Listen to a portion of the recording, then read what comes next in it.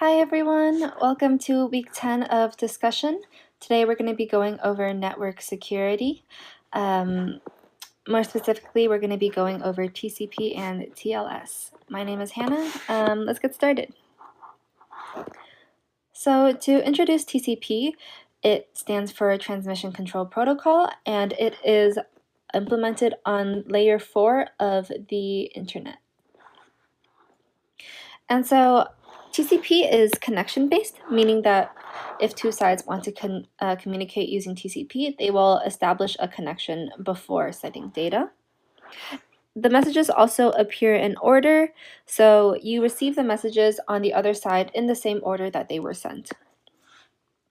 TCP connections are uniquely identified by 4 fields: the client IP, server IP, client port, and server port. For servers, they usually listen for requests on a specific port. So for instance, they have standard ports where port 22 is often used for listening to SSH, and port 80 is used for listening to connections, HTTP connections, and there are a couple of other ones. But yeah, they're usually standard. Whereas for clients, they use what are called ephemeral ports, which basically means use the next available port. So there is no standard port that they use to communicate with SSH and HTTP. They usually just end up using the next one that is available. So to go into a little bit more detail of what the TCP connection looks like, if we have a client talking to a server, they are first going to complete what is called the three-way handshake.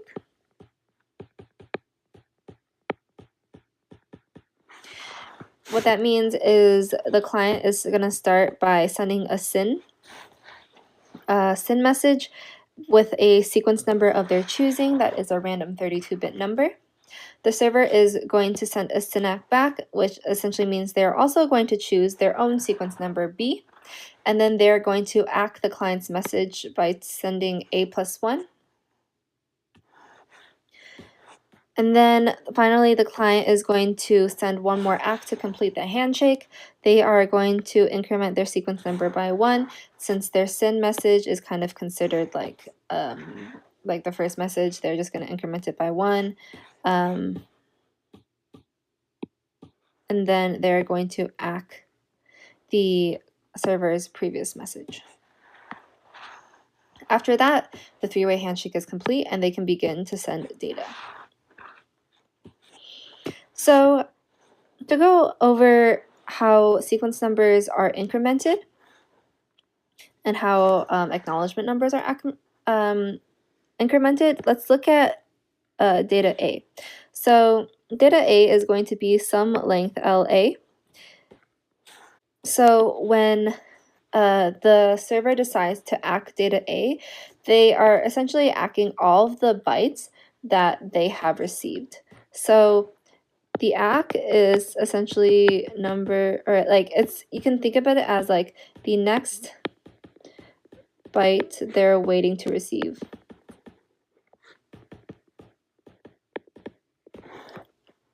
So when the client first sends like sequence number A here, the server is sending back A+1 because they're saying we've ACKed everything up until A. The next byte that we're waiting for is A+1. Right, and you can see the same thing here.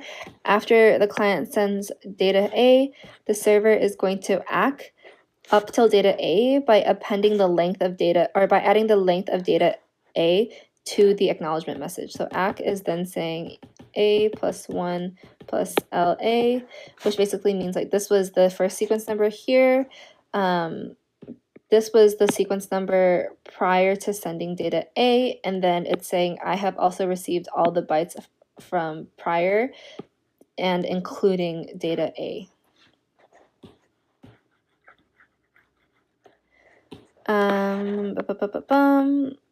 With that, and then you can see that the next thing that the client sends has the sequence number equal to the first byte of new data that they're sending. So with that, let's get started on the questions. So in the first question here, we are going to be creating essentially a TCP message from the server to the client. So essentially, if the server sends data D to the client, what would that message look like? We want to figure out the sequence number and the ACK. So for the sequence number, we know that the last byte of, or the last data that was sent had a sequence number of B+1. So that was the first byte of B, right? So that means that the first byte of D is going to be the first byte of B plus the length of B, which is LB, right? This is going to get us to the first byte of data D, which is just 1 plus B plus the last, the length of B.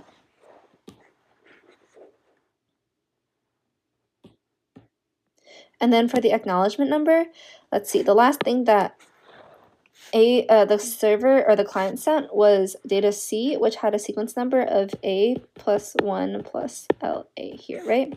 So we want to acknowledge all of the bytes of C and say like the next byte that we're looking for is 1 plus all the bytes that we have seen. So if this is 1 plus all the bytes that we've seen prior to data C, all we have to do is add the length of C to encompass all of data C as part of the bytes that we have seen. And so this is going to be the next sequence number that we're waiting for. All right, part B talks about on-path and off-path attackers. So Carol is an on-path attacker. Can Carol do anything malicious to the connection? And if so, what can she do? So for an on-path attacker, they can essentially see everything that the client and the server send to each other.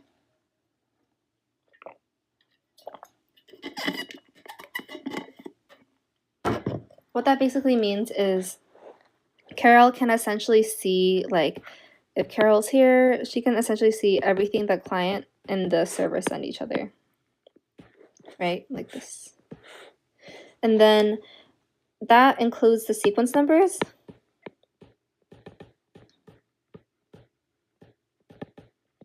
And like essentially all the data, ACKs, and sequence numbers here, as well as the ports. Right, so she essentially has everything that she needs in order to, say, like, impersonate the client or the server. So, for example, if, like, at some point she sees that the client sends the server, like, data C equal to, like, sequence number equal to N, and then ACK some M, she could essentially directly send the server something to make it look like that the client sent it, right? She knows that if the sequence number from previous was N, she can just add N plus the length of the data that the client sent that she can also see. And this is her new sequence number, right? And then she can just make her ACK like M again. Or if the server sent something in between, she could just add the length of the data that the server sent, like data D, and pretend to acknowledge that she received the server's data. And then this basically gives her information, like the information that she needs, plus like the client IP port, server IP port that she can already see because she's in the middle of the connection. She can essentially send this to the server, and then the server will think that this came from the client. What about if David is an off-path attacker? Can David do anything malicious to the connection? The answer is not really. He can try, but it's really hard because he doesn't have any of the information. He doesn't have the server, or he doesn't have the client port, which is like 16 bytes of information that he doesn't have. And then it's out of scope. You don't really have to worry about the server sequence number. You can just guess within a rough range, and usually, which is like not like as difficult to do, but what he does need is the client sequence number. So that is another 32 random bytes that he doesn't know. So to have 16 bytes and then 32 bytes of randomness, is very difficult to guess, right? He doesn't need the server, or he doesn't need to guess the server port and server and client IP. IP addresses are usually public through a quick DNS lookup. And then the server port tends to be a standard port. So he can usually guess, like if he's trying to make like spoof an HTTP connection, he can usually just use like say port 80. Yeah. All right, what about D? The client starts getting responses from the server that don't make any sense. Inferring that David is attempting to hijack the connection, the client then immediately sends a reset packet, which basically terminates the connection immediately. How would he go about impersonating the client? By establishing a new connection. So in order to impersonate the client, David can, number one, find out the client's IP. So he has that. He can pick a random port. Since they're ephemeral, he can just choose a random port number. It doesn't really matter which one, since there's no like standardized port that clients use. And then for sequence numbers, it's also up to his discretion which sequence number he decides to use for the connection, right? So he has control over these three things. So if there's client here, and then server here, and then David here, David can send all this information and the sequence number to the server in his SYN message, and then the server is going to assume that the client sent it. So what the server is going to do is they're going to send the client back the SYNAC, right? With some sequence number equal to like RS, right? And David can't see the sequence number, right? But he has to complete the handshake.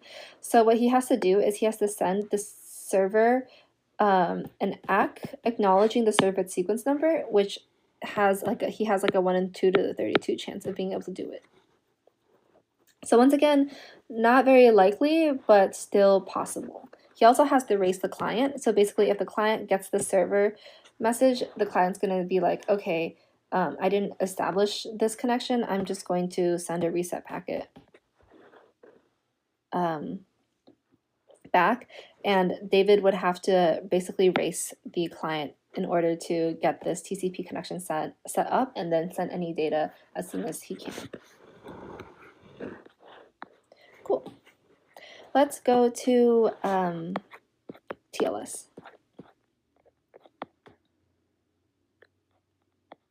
So TLS is essentially responsible for end-to-end encryption. Basically, it is built on top of TCP, and TCP inherently has no confidentiality, no security, no integrity, no confidentiality built in for the messages, right? Everything is kind of just out in the open. So TLS is kind of a way to build security on top of TCP.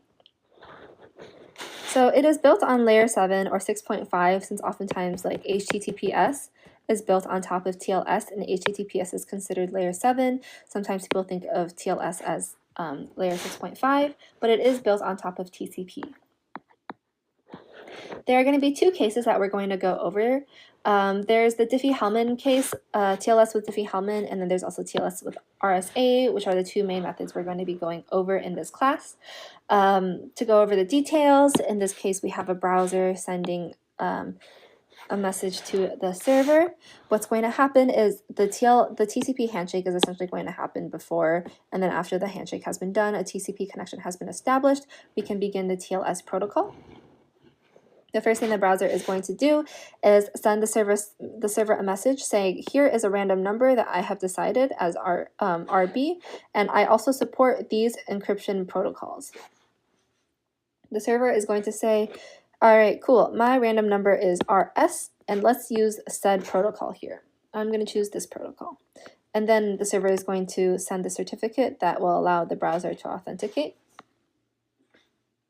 For Diffie-Hellman, as you remember, you have some integer g, some prime p, and then you send g to the a mod p, where a is your own private key. That's what the server sends to the browser. And then the server is also going to sign with their private key so that the browser can use the server's public key to authenticate. The browser is then going to send the server their own key B obfuscated under G to the B mod P. And now that both the server and the browser have this, as you remember with Diffie-Hellman, you can easily compute G to the A mod P. In this case, the server and the browser are going to use this as their pre-master secret, which basically means from these two, from the pre-master secret and the two random numbers that they sent to each other previously, right here, here, and here, they are going to be able to come up with or derive the 4 keys that they're going to use for encryption and integrity. This is the browser's integrity key, the browser's this is the server's integrity key, the browser's encryption key, and the server's encryption key. And these are usually derived from by using these 3 values as seeds for some pseudo-random number generator. So after the browser and the server have done this and they've come up with the keys, what they're going to do is they're going to map the dialog. So everything that happened here, right? Everything that went on here, the browser is going to map the dialog using their integrity key, IB, and then the server is going to do the same thing with IS. They are going to check that they have the same exact dialogue to make sure that nobody was in the middle sending each other false messages pretending to be the browser or pretending to be the server. And then finally, they can begin sending messages to each other. In this case, the browser is sending the server some message M1. They are macking it with their integrity key and then encrypting it with their encryption key. And then the server would do the same thing with their integrity and encryption keys.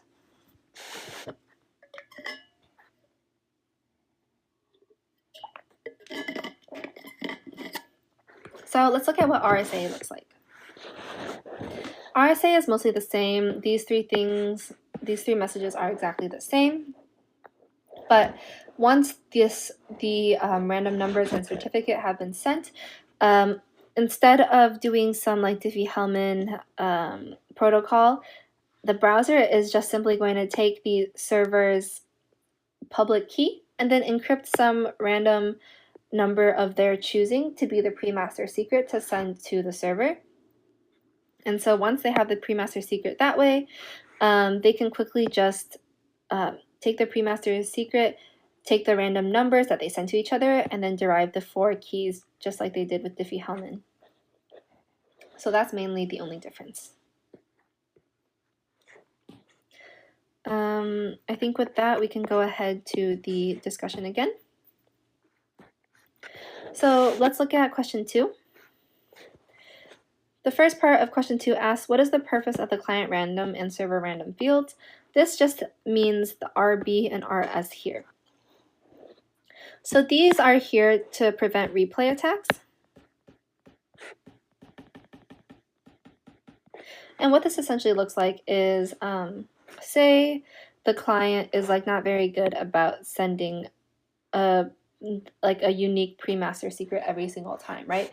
If the client ever sends the same pre-master secret and there are no random fields here, then the client and the server will end up deriving the same exact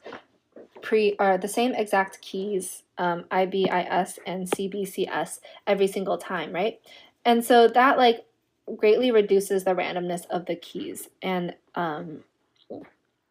we don't want that to happen, right? Basically, if in 2 different sessions the keys are the same, you can take a message from an older transaction or older TLS connection and send those messages, and they will appear they're valid in this session, right? And we don't want that.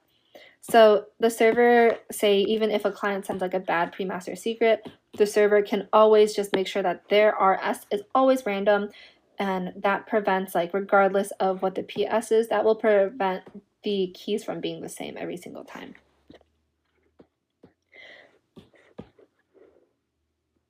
Let's see.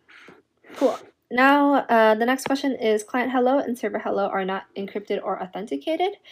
Explain why a man in the middle cannot exploit this. Yeah, so client hello, server hello, it doesn't matter that nothing here is encrypted. We can consider the Diffie-Hellman case first. So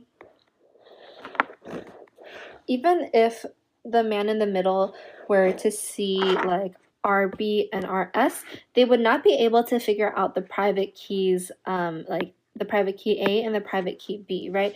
Because like as with Diffie-Hellman, we said like if G to the A mod P is sent and G to the B mod P is sent, even if the man in the middle could get a hold of both of those, they can't really do anything with it, right? They can't exactly extract A or B from it, and so they wouldn't be able to come up with a pre-master secret. And what that means that they wouldn't be able to come up with the 4 keys that the client and the server use.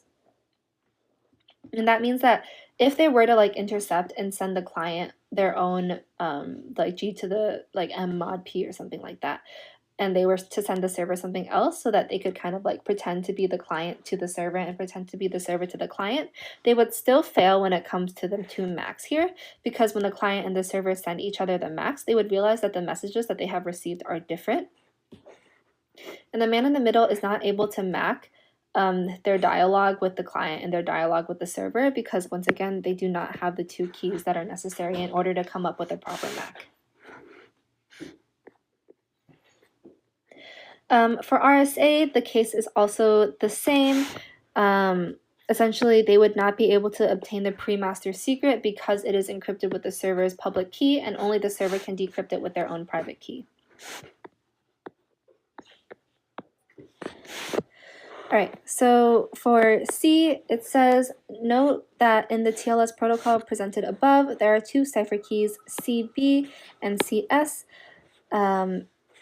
And there are also 2 integrity keys, IB and IS. Alice proposes that both the server and client should simply share 1 cipher key C and 1 integrity key I. Why might this be a bad idea? So the reason why we also don't want to do this is also because of replay attacks.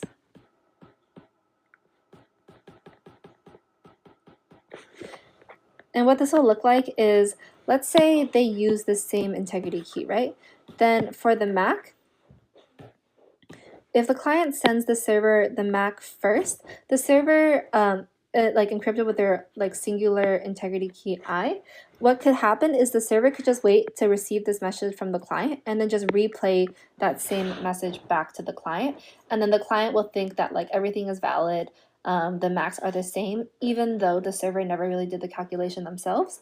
And so that allows like say a man in the middle to be able to take that MAC message and then send it back to the client, which makes the client like believe that the 2 dialogues were the same, even though the server never got their part of the dialogue encrypted, or sorry, their dialogue MAC'd. Yeah, so in step D, the protocol given above is a simplified form of what actually happens. After step 8, the protocol as described above is still vulnerable. What is the vulnerability and how could you fix this? Yeah, so this once again ties back to replay attacks. So if the client were to send the server some data, a on-path attacker could just take that exact message and send it again to the server. And then the server would just think that the second instance is also like a valid message that the client has sent, right? And the attacker can do this to any single message that the client has sent to the server, and the same with the server to the client. And so what we want to do here is we want to introduce sequence numbers.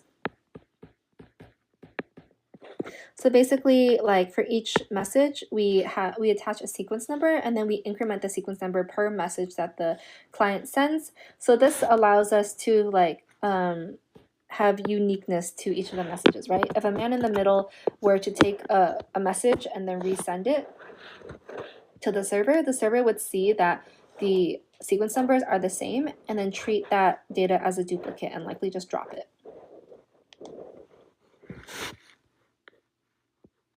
Question 3. We have an attacker who is trying to attack the company Google and its users.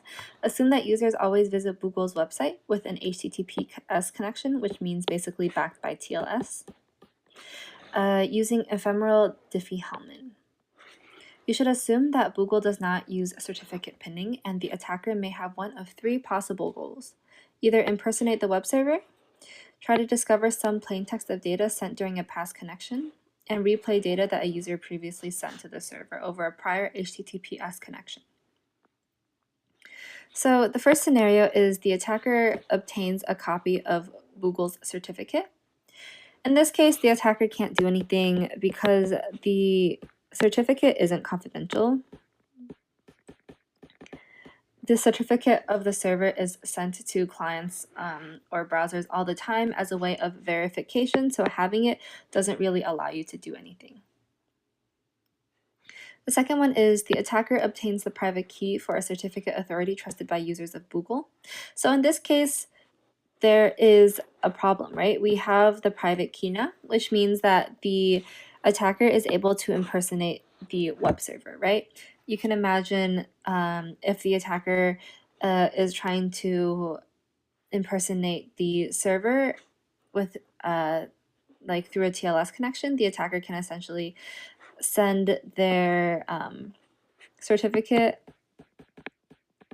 to the user, and then say for like Diffie-Hellman or something like that, they could essentially sign like G to the A mod P with their private key, right? And then it's the same thing with RSA, where the client will send the server the pre-master secret with encrypted by the public key of the server, which the attacker can easily decrypt with the private key. So the second one is discover some plaintext of data sent during a past connection between a user and Google's website. So in this case, it's not possible, and the reason why is that the private key doesn't really tell us anything about the Diffie-Hellman exchange that happened in prior connections, because as you remember, we sent like GA mod P and then GB mod P. These two fields were sent unencrypted in all past correspondences. And so having the private key doesn't really allow us to like decrypt anything or find out any more information than we had before. And having the private key also doesn't allow us to retrieve the private key A and the private key B, either one. And so it doesn't allow us to find out the pre-master secret given like, which is like GAB mod P, right? So we wouldn't be able to find the pre-master secret, which means that we wouldn't be able to come up with the 4 keys in order to decrypt the messages from an older past connection. And this is what we call forward secrecy. Like because A and B are not saved, there is no way that we can kind of like reveal, like have like more information after a connection is closed to be able to go back and like decrypt those messages again. And then the last one is replay data that a user has previously sent to Google server over a prior HTTPS connection. So this one is also no, because we have to consider the 2 random numbers, RB and RS. Even if we choose like G to the A mod P to be the same every single time, as long as like the server and the client have good random numbers, the keys are never going to be the same. And so we can't take data that a user previously sent over a prior connection and send it again because we don't have, because those messages were encrypted with different keys that resulted from different random numbers. The last one is the attacker obtains the private key corresponding to an old certificate used by Google's server during a past connection between a victim and Google's server. assume that this old certificate has been revoked and is no longer valid. The attacker does not have the private key corresponding to the current certificate. So for this one, it's the same as case B in that like we can't do 2 or 3, but for number 1, this is also not possible because we don't have the current certificate.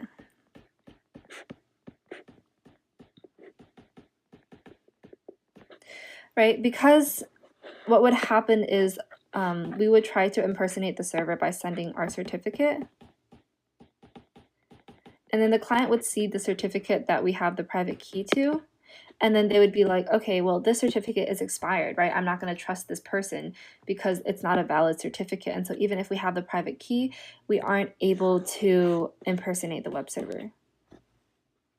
Yeah, and that concludes our discussion for this week. Thank you all for tuning in, and I hope you all have